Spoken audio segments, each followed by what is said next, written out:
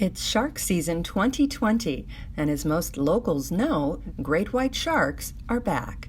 To make sure that everyone knows sharks are feeding in our local waters, the Atlantic White Shark Conservancy held a media day to provide a briefing on their newest initiatives and research. So we've been monitoring white shark occurrence off the coast of Cape Cod since 2009, 2010. The technology, we use a variety of technologies, which includes satellite-linked tags, but the one that we're most commonly using right now to get a sense of the local movements of this species in Massachusetts waters is the acoustic tag. They're less expensive, they're easy to get out, and the way the acoustic tag works is if you look at this shark that's pinging right here, it sends out an acoustic signal. And we tell you when sharks arrive, when they leave, and where they spend their time. It's from these data sets. In addition to traditional tracking devices, Dr. Greg Skomal and his team will tag sharks this summer with real-time acoustic receivers. One of the things we've been testing, you guys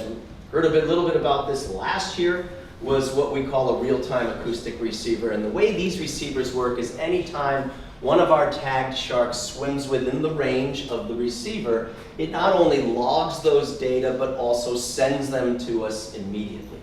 So we are working with individual towns and the Park Service to get that information out, perhaps through the Sharktivity app, to public safety officials, but also to get those data and be able to look at where the sharks are spending their time in real time. The goal this year is not to just find out when white sharks are here, but why. We have really good information on when and where sharks are here, but filling in the gaps between those receiver locations, figuring out what it is they're actually doing and how they're hunting seals is really incredibly important. So that's a big focus of the research studies that are going on this year, the new studies. Like many other nonprofits on Cape Cod, COVID-19 has impacted the Atlantic White Shark Conservancy's ability to operate and fundraise, but that hasn't stopped them from continuing their work. We've had to pivot and adapt a lot of our programs and our strategies as a result.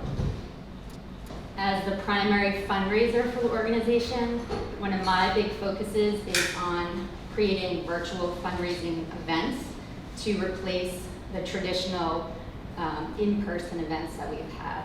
To meet their fundraising goals, the Atlantic White Shark Conservancy announced their Shark Challenge 2020, a week-long triathlon and run-walk. They also announced the completion of their newly renovated Shark Center. Over the last few years, this outreach facility has really grown, and because of that, we went through a renovation process. So phase 1 took place in 2019, and it was to expand our footprint here in the building. And then phase 2 took place this past winter, and that was really to improve the traffic flow. So this renovation was really to give our visitors a more of a walkthrough experience and direct them on their way as they went through and toured the exhibits and learned about white sharks and white shark research. If you'd like to learn more about the Atlantic White Shark Conservancy or want to plan a trip to their Shark Center in Chatham, visit atlanticwhiteshark.org. In Chatham, for Cape Media News, I'm Gabrielle Rawson.